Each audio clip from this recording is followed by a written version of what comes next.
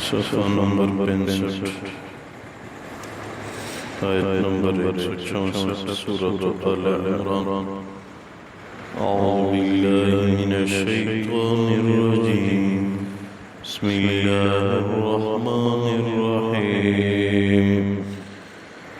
لقد من اللہ علی المؤمنین اذ بعث فیہم رسولا من انفسہم يتلو عليهم آياته ويزكيهم ويعلمهم الكتاب والحكمة وإن كانوا من قبل لفي ضلال مبين۔ اللہ تبارک و تعالی فرماتے ہیں لقد من اللہ علی المؤمنین، اللہ تبارک و تعالی نے مومنین پہ احسان کیا ہے۔ اذ بعث فیہم رسولا من انفسہم، جب انہی میں سے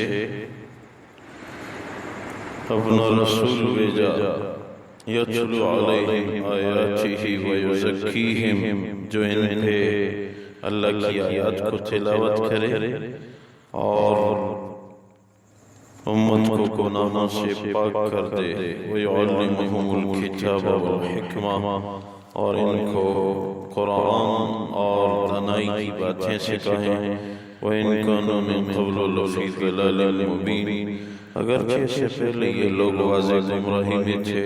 وَلَمَّا أَصَابَتْكُم مُّصِیبَةٌ قَدْ أَصَبْتُم مِّثْلَیہا، کیا جب آپ لوگوں کو احد میں مصیبت پہنچی تو واقعی آپ لوگوں کے ہاتھوں بھی کافروں کو ایسے دگنی مصیبت پہنچ چکی تھی۔ قُلْتُمْ أَنَّ هَذَا، پھر تم یہ کہتے ہو کہ یہ مصیبت ہمیں کیوں پہنچی؟ قُلْ هُوَ مِنْ عِنْدِ أَنفُسِكُمْ، ان کو بتا دینا یہ آپ لوگوں کہ اپنے اعمال کی وجہ سے۔ ان اللہ علی کل شیء قدیر، بے شک اللہ تبارک و تعالی ہر چیز پہ قدرت والے ہیں۔ وما اصابکم یوم التقى الجمعان، جو آپ لوگوں کو مصیبت پہنچی اس دن جب دو جماعتیں آپس میں لڑنے لگی، فبإذن اللہ، یہ اللہ کے حکم سے ہوا۔ وَلِيَعْلَمَ الْمُؤْمِنِينَ، اور اس لیے کہ اللہ تبارک و تعالی ایمان والوں کو جان لے۔ اللہ تبارک و تعالی ان آیات مبارکہ میں ارشاد فرما رہے ہیں احد میں آپ لوگوں کو جو ظاہری نقصان پہنچا، یہ نقصان نہیں ہے، یہ اخروی کامیابی ہے۔ یہ اللہ کے حکم سے ہوا، جس طرح کہ ابو سفیان نے آواز دی جنگ احد کے آخر میں کہ اے لوگو، اے مسلمانوں سن لو، بدر کا بدلہ ہم نے چکا دیا، تو ہمارے بھی 70 افراد مارے گئے تھے، ہم نے بھی 70 قتل کر دیے، شہید کر دیے۔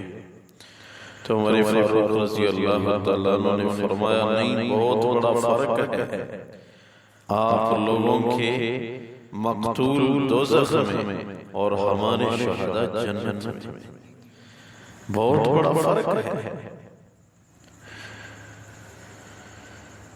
اور ساتھ اللہ تبارک و تعالیٰ یہ ارشاد فرما رہے ہیں کہ ایمان والوں پہ میں نے بہت بڑا احسان کیا ہے، ان کو میں نے محمد صلی اللہ علیہ وسلم بطور نبی اور رسول بھیجا ہے۔ واقعی اللہ کا بڑا احسان ہے۔ یا آخرت میں ہر امت کے لوگ خواہش کریں گے کاش میں امت محمدیہ میں ہوتا۔ اللہ تبارک و تعالی نے ہمارے لیے محمد صلی اللہ علیہ وسلم کو رسول بنا کے بھیجا، اور صرف رسالت دی نہیں بلکہ تا قیامت۔ آذان میں اگر سوچا جائے، آذانوں کا سلسلہ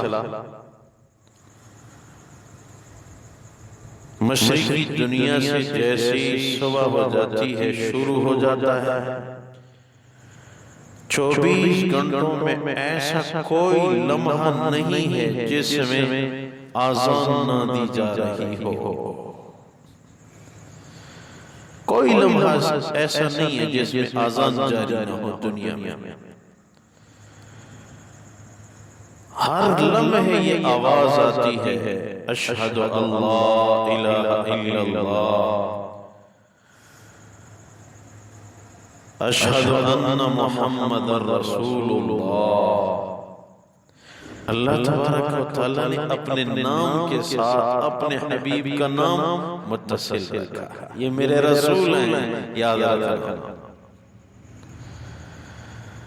آذان اور نماز دو ایسی عبادتیں ہیں جو لفظ اللہ سے شروع ہوتی ہیں، لفظ اللہ پہ ختم ہوتی ہیں۔ یہ دو مبارک عبادات ہیں۔ وہ ایک دن کوئی کالج کا طالب علم آیا، کہنے لگا کہ مجھے اپنے پروفیسر نے کہا ہے کہ اپنے مولویوں سے پوچھ لو وہ عبادت ہمیں بتا دیں جو ہمارے نبی نے کبھی نہیں کی۔ تاکید کی ہے اس میں، حضور نے وہ عبادت خود نہیں کی۔ تو احادیث میں جب ہم نے غور کیا تو دو چیزیں مل گئی، ایک آذان اور ایک صلاۃ تسبیح کی بھی کوئی روایت ایسی نہیں ملی جو حضور نے پڑھی ہو۔ تاکید کی ہے، جس کا حضور کہہ دے یا کر لے بس وہ ہمارے لیے عبادت ہے۔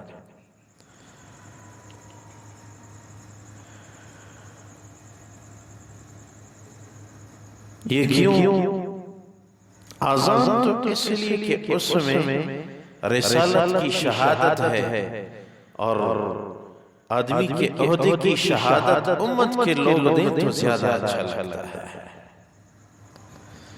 ہم کہیں وہ ہمارے رسول ہیں، اگر وہ خود بار بار پکار رہے مشرکین میں اللہ کی طرف سے رسول ہوں، اس کے بجائے بلال اگر کہہ دے تو اچھا لگتا ہے۔ اس وجہ سے اور صلاۃ تسبیح کی روایت بھی میں نے بہت ڈھونڈی، ہمارے نبی سے پڑھنا کہیں نظر نہیں آیا۔ شاید وہ مجھے حدیث کی کتابوں میں یہ چیز نہیں، مجھے دل میں خیال ہوا یہ اس لیے صلاۃ تسبیح کس لیے ہے حدیث میں کہ جو خالص مخلص اللہ کی رضا کے لیے کھڑا ہو جائے، صلاۃ تسبیح پڑھ لے تو اس کے چھوٹے گناہ بڑے گناہ، ظاہری گناہ خفیہ گناہ،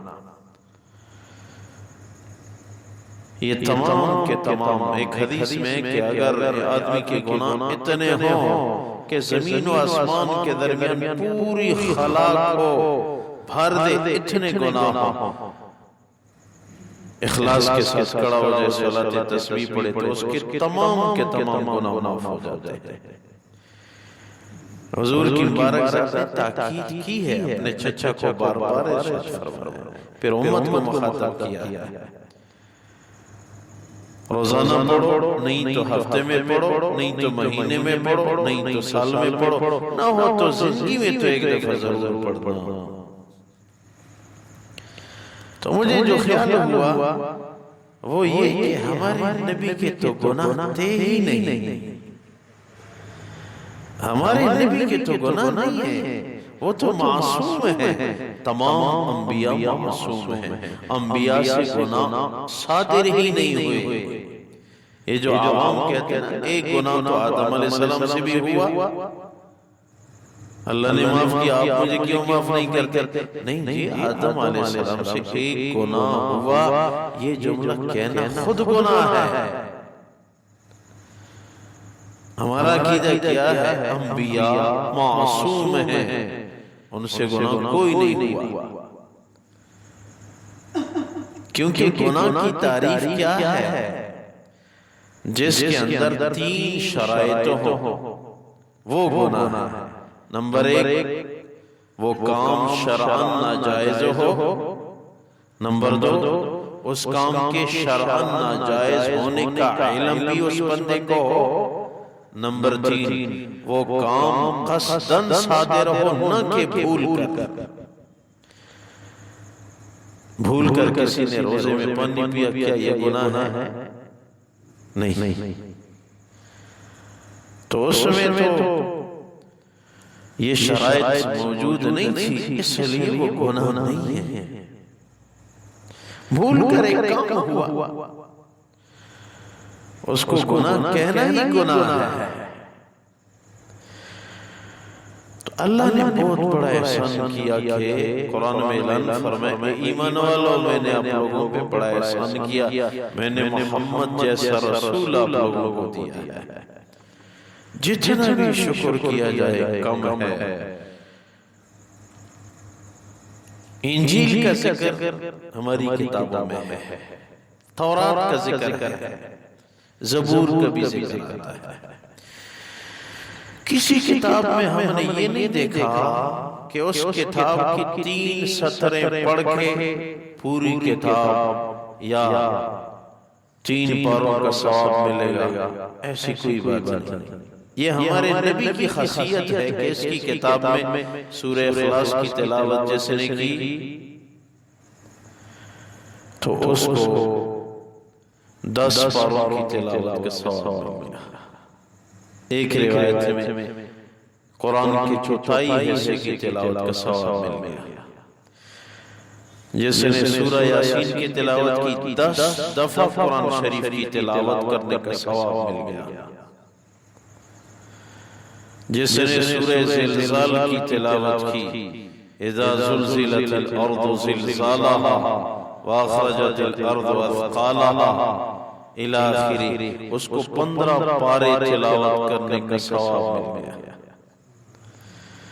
جس نے جمعہ کے دن عصر کی نماز کے بعد 80 دفعہ اللہم صلی علی محمد النبی الامی وعلی آلہ وسلم تسلیما، عصر کی نماز پڑھ کے بیٹھے اٹھنے سے پہلے جس نے 80 دفعہ یہ درود شریف پڑھا، اس کو 80 سال کی عبادت کا ثواب مل گیا، 80 سال کے گناہ معاف ہو گئے۔ یہ اس امت کی خاصیت ہے۔ ہمارے استاذوں میں سے فرمانے لگے، اگر ہم 80 سال بھی سجدے میں پڑے رہتے، روتے رہتے، اللہ کوئی خاص تحفہ نصیب فرما، ایسا تحفہ نہ ملتا کہ درود پڑھو 8 منٹ عبادت کا ثواب ملے گا 80 سال کا، گناہ معاف ہو جائیں گے 80 سال کے۔ یہ کسی ہستی کے تو فعل یہ نعمتیں ملی ہیں، لیکن کاش امت کے پاس وقت کدھر ہے کہ اس پہ عمل کرے۔ امت کہیں اور چلی گئی، امت کہیں اور چلی گئی۔ اس امت کے جوانوں کے لیے تو جنت کے حور انتظار میں ہیں۔ حضور کی امت کے جوانوں سے ہمارا رشتہ ہو جائے کیا اچھا ہوگا، کیا اچھا ہوگا۔ وہ حور روزانہ گانے گا رہی ہیں، کب آئے گا میرا محبوب محمد کی امت کا جوان، کب آئے گا۔ ایسی حور حدیث میں ہے کہ اگر اپنا دوپٹہ دنیا کی طرف صرف 1 منٹ لہرایا، پوری دنیا خوشبودار ہو جائے گی۔ اگر اس حور نے 1 دفعہ دنیا کے سمندر میں تھوکا، تمام دنیا کے سمندر شہد کی طرف میٹھے ہو جائیں گے۔ اگر اس نے اپنی 1 انگلی دنیا میں ظاہر کر دی، سورج کی روشنی دھیمی پڑ جائے گی۔ یہ حور انتظار میں ہے، لیکن امت کے جوان کہیں اور چلے گئے۔ ہمارے نبی ایک بہت بڑے مقام کے نبی ہیں، اس کی پیروی، اس کی تعلیمات پہ عمل، یہ ہمارے لیے نجات اور جنت کا راستہ ہے۔ اللہ تبارک و تعالی فرماتے ہیں،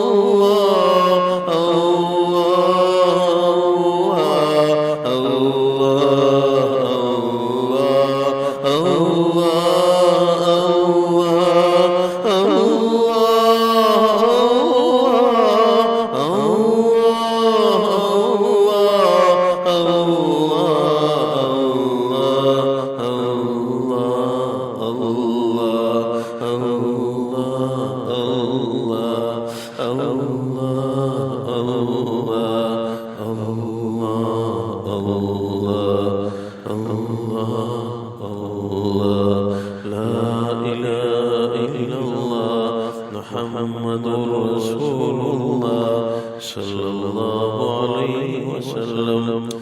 مراقبہ موت چند لمحے آنکھیں بند کر کے ہم سب یہ سوچیں ایک دن مجھے ضرور بضرور موت آئے گی.